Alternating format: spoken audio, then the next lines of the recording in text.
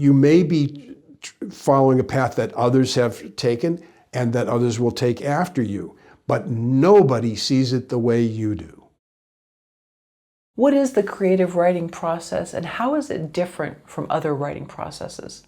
Well, I've done a variety of jobs, worn different hats as under the dome of the writer.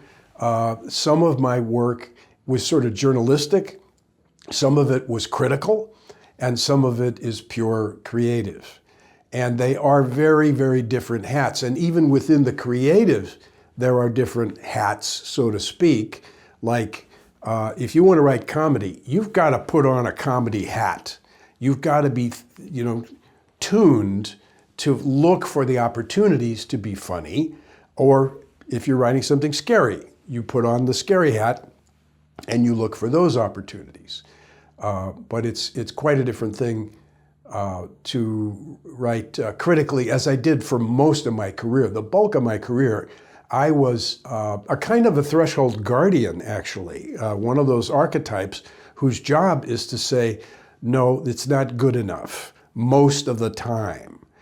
So we were reading individually, the people like me were reading maybe 10 scripts a week, maybe 12 scripts a week, and 11 of those for sure would be a pass, meaning no, it's not good enough, it's not ready, it's not right for this studio.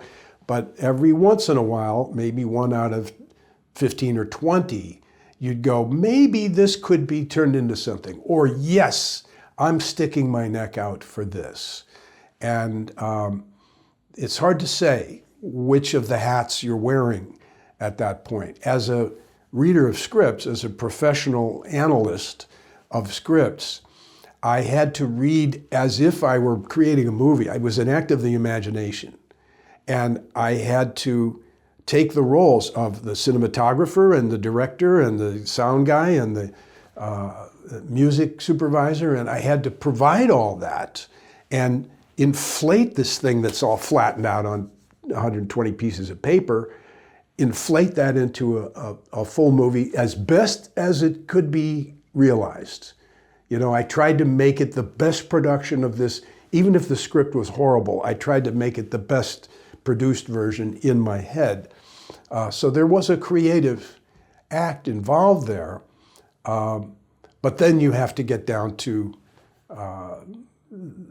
the job of explaining why this works and why that doesn't work and why this would be good and why you shouldn't bother and so forth, which is quite different from the writing, the pure creative writing hat.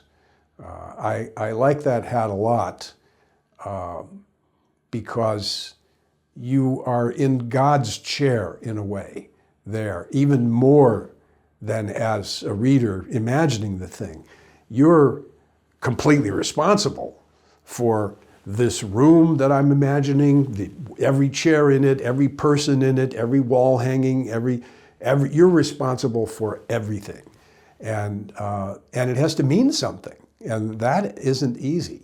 So that's a whole other set of tasks. But I like using both sides. I think it has something to do with the sides of the brain, that the analytical side is, off to one side and the other is the more purely creative. They overlap, but I like that, the free, full creative thing too. What's the relationship between creativity and imagination? Oh, interesting. What's the relationship between creativity and imagination? Well, I would start with imagination because I think that's when I first became aware of the possibilities here. I was maybe 5 years old, and I had just been read some fairy tale by my grandmother about a giant. It was probably Jack and the Beanstalk. And the next day, I remember so vividly, I was looking out the back window into our backyard, and there was a big hedge that was the end of the yard, and on the other side was wilderness and a farm and wild animals and snakes and all kinds of stuff. I didn't ever dare go in there. But I'm sitting and this thought of the giant ran through my mind, and I saw with my imagination a gigantic boot come down and crash into the yard. And I realized, and I jumped back, because my imagination had so thoroughly created that thing that it might as well have been a giant stepping down into my yard. And so I realized, wow, imagination I actually physically jumped back because my imagination had done such a good job of creating that. So that's my sort of starting point for it. And then the creativity is all the things that you bring to bear to realize your imagination. Like, what do they say? What does it look like? How does it smell, taste, feel? Using all the senses. Those are things that come out of, I think, the aftermath of the imagination. That you dream something up, and then you use your creativity to express it. That's how I'm seeing it today, anyway. So. And I think you've said, as a viewer, if at least two of your vital organs don't respond to a story, then it's not really a compelling story?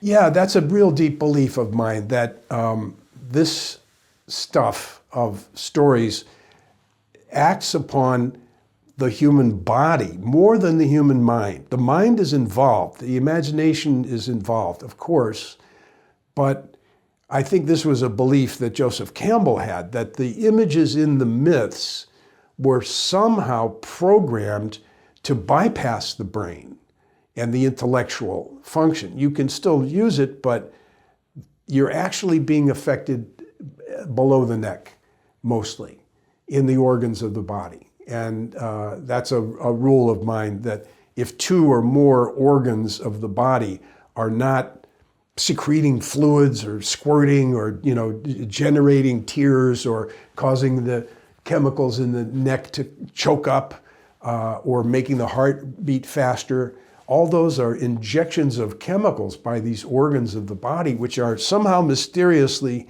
programmed to respond. If we see a fireman pick up a baby and carry it out of the fire, something goes on inside you and makes you tear up or choke up or makes your heart swell.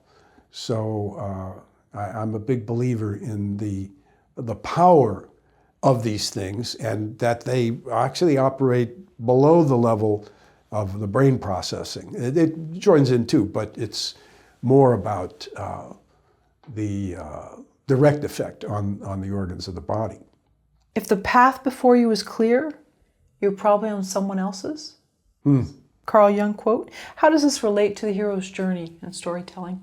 Wow, I don't remember hearing this before. This is Carl Jung saying, if the path before you is clear, you're probably on somebody else's path.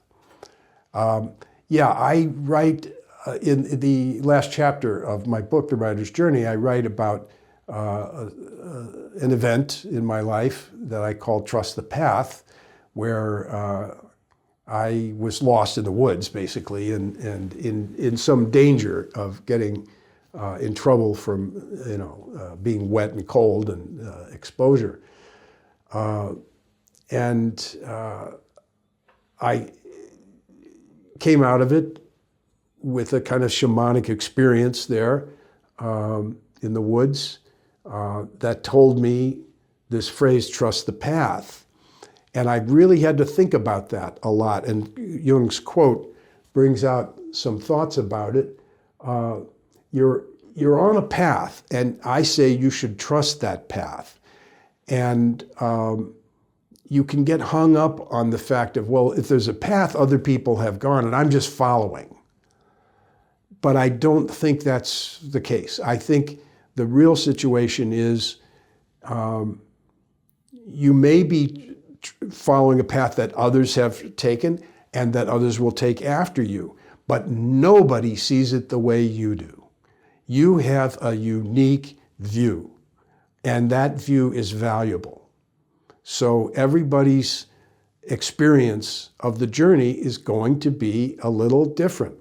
And you might stop and take a picture in the same spot others have taken, but your intention and your background and your wishes for the future, all those things make a difference and should give you the sense that, you know, my view is worthy. My view is worth something. And I say that to people as my kind of parting shot. I say, please tell your stories because the world needs them. And we need your particular story, your particular viewpoint, because it's unique. Nobody else sees it the way you do. And that itself has value. So I say to writers and creators that you should not be discouraged because things have been done before. Others have painted before. Others have sung songs before. So what? It wasn't yours, and yours is special. So I kind of leave people with that as my parting shot is trust the path, and especially your path, because it's unique.